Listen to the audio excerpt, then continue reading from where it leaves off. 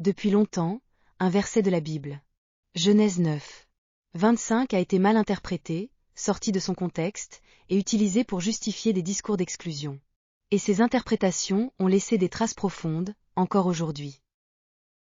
Beaucoup de Noirs ont entendu ou ressenti que la Bible avait été utilisée contre leurs ancêtres, qu'elle véhiculait une image d'infériorité, ou qu'elle était l'outil spirituel d'un système raciste. Cette perception, souvent douloureuse, s'appuie en partie sur une lecture déformée d'un passage qu'on appelle la malédiction de Cham. Mais quand on revient au texte, la Bible est claire, ce n'est pas Cham qui est maudit, mais son fils, Canaan. Et cette distinction change tout. Car Canaan n'est pas l'ancêtre des peuples africains. Il est l'ancêtre de peuples du Levant ancien, comme les Cananéens et les Phéniciens. Lier ce texte à des hiérarchies raciales, comme cela a été fait à travers les siècles, est donc une déformation grave, rejetée par la majorité des spécialistes bibliques et des historiens sérieux. La Bible, dans son essence, ne soutient en aucun cas l'idée d'une hiérarchie entre les peuples. Au contraire, elle proclame un message d'égalité, de dignité et d'universalité. Il est temps d'en parler. La malédiction. Cham ou Canaan. Dans Genèse 9, versets 20 à 27, Noé prononce une malédiction. Mais il ne maudit pas Cham. Il dit : maudit soit Canaan. Qu'il soit l'esclave des esclaves de ses frères. Cham, même s'il a vu la nudité de son père, n'est pas maudit dans le texte. Et surtout, rien n'est dit sur la couleur de peau, ni sur les autres fils de Cham. La malédiction ne concerne que Canaan, l'un des 4 fils de Cham. D'après la Bible, la lignée de Canaan correspond à des peuples du Levant ancien, des peuples sémitiques. Aucun lien avec les populations d'Afrique subsaharienne. Détournement d'un récit biblique. Le premier lien entre Cham et la noirceur n'est donc pas biblique, mais vient d'interprétations ultérieures. Origène, au IIIe siècle, parle d'une symbolique morale, pas physique. Dans le monde arabe, Al-Tabari et d'autres rapportent des traditions qui lient Cham à l'Afrique, souvent avec une connotation négative. Peu à peu, une image dévalorisante des Noirs s'installe dans certains récits littéraires ou savants.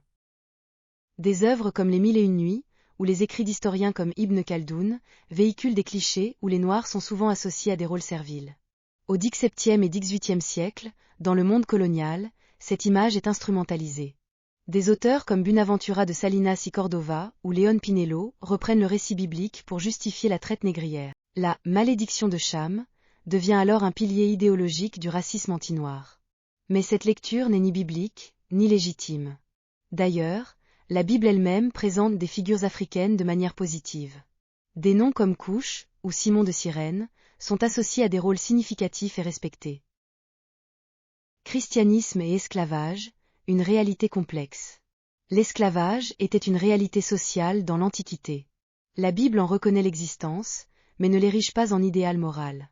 L'apôtre Paul, par exemple, appelle à une fraternité entre maîtres et esclaves.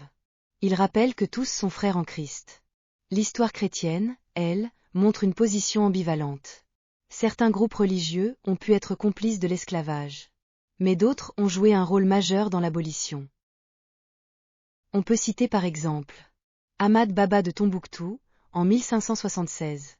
John Wesley, le fondateur du méthodisme, en 1774. William Wilberforce, qui porta la loi d'abolition au Parlement britannique, en 1807. Le pape Grégoire XVI, en 1839. Ou encore le rabbin Joachim Prince, qui s'engagea aux côtés de Martin Luther King en 1963. La Bible enseigne une vérité fondamentale. Tous les êtres humains sont créés à l'image de Dieu. Ils sont donc égaux en dignité. Dieu est esprit, sans forme ni couleur. Jean 4. 24 dit. Dieu est esprit, et il faut que ceux qui l'adorent l'adorent en esprit et en vérité. Dieu n'a pas de corps, pas de traits humains, donc pas de couleur de peau. Toute tentative de le représenter physiquement est une erreur. Cela limite Dieu, et va à l'encontre de sa nature spirituelle et infinie. Dieu interdit qu'on le représente. Exode 20, versets 4 à 5 est clair. Tu ne te feras point d'image taillée. Ce commandement protège non seulement contre l'idolâtrie, mais aussi contre toutes les tentatives humaines de façonner Dieu à notre image, que ce soit en termes de forme, de race ou de culture. Jésus-Christ, un message universel. Colossiens 1. 15 dit de Jésus.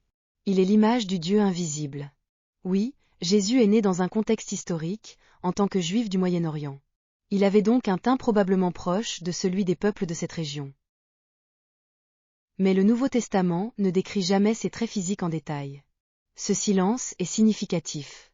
Ce n'est pas son apparence qui compte, c'est sa mission, porter un message d'amour, de salut et d'universalité.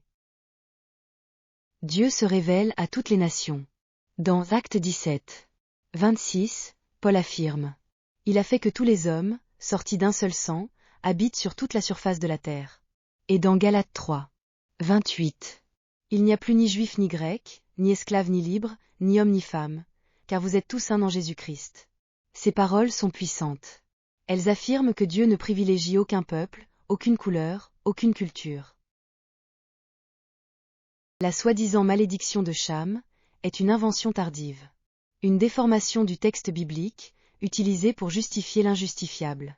Mais replacée dans son vrai contexte, la Bible ne soutient aucune hiérarchie entre les peuples. Au contraire, elle proclame un message d'unité, de dignité et de respect pour chaque être humain. Jésus était du Moyen-Orient. Les images modernes aux cheveux clairs, yeux bleus et teint pâle sont des constructions culturelles. Elles ne doivent pas effacer le vrai message du Christ, un message d'amour, de justice et d'inclusion.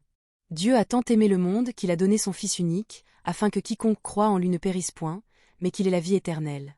Jean 3 verset 16.